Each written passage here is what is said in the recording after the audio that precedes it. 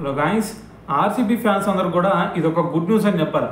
ఎందుకంటే మనకి మొన్న ఎల్ఎస్జీ మీద అలాగే పంజాబ్ కింగ్స్ మీద మ్యాచ్లో చూసుకుంటే వీళ్ళకల్లి హార్డ్ హిట్టర్ అయిన టిమ్ డేవిడ్ సో మ్యాచ్కి అవైలబుల్గా లేడు కదా. ఎందుకు? దీనికి కారణం ఉంది. తనకి తొడకంటాలు పట్టేసినాయి అని చెప్పేసి, తను ఆడలేడు అని చెప్పేసి, రెస్ట్ కావాలని చెప్పి తనకి రెస్ట్ ఇచ్చారు. సో మరి ఇప్పుడు ఒక పక్క చూసుకుంటే ఆర్సీబీ ఫైనల్కి వచ్చింది. మరి ఇంకో పక్క చూసుకుంటే మరి ముంబై ఇండియన్స్ వచ్చిందా లేదంటే పంజాబ్ కింగ్స్ వచ్చిందా తెలియదు. ఒకవేళ కనుక ముంబై ఇండియన్స్ వచ్చిందనుకోండి, వాళ్ళకల్లే మంచి హార్డ్ హిట్టర్లు ఉన్నారు. సో మరి వాళ్ళని ఎదుర్కోవాలి అంటే ఆర్సీబీ టీం తరఫున కూడా మంచి హార్డ్ హిట్టర్లు కావాలి కదా. సో మరి అతని స్థానంలో చూసుకుంటే మొన్న లివింగ్స్టన్ అతను ఏమాత్రం కూడా ఫామ్లో లేడు.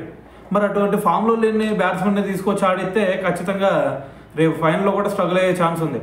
సో అందుకని చెప్పేసి ఇప్పుడు మనకు వచ్చిన న్యూస్ ఏంటంటే, ఇప్పుడు అహ్మదాబాద్లో కూడా అతను మరి ట్రైనింగ్ అవుతున్నాడు అని చెప్పేసి, తను రేపు జరగబోయే ఇది ఫైనల్కి కూడా అందుబాటులో ఉంటాడని చెప్పేసి ఒక న్యూస్ అయితే వచ్చింది.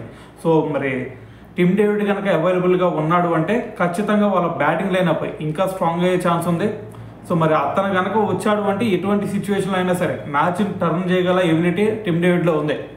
సో దాంతోపాటు మరి ముంబై ఇండియన్స్ తరఫున కూడా ఆడాడు కాబట్టి అదొక అనుభవం కూడా కొంచెం ఇక్కడ కలిసి వచ్చే ఛాన్స్ ఉంది. సో మరి ఫైనల్గా ఏదైనా సరే మరి టిమ్ డేవిడ్ రావడం అనేది ఆర్సీబీకి ఒక గుడ్ న్యూస్ అనే చెప్పాలా. సో మరి దీని గురించి మరి మీరేమనుకుంటున్నారు అనేది కూడా కింద కామెంట్ చేయండి.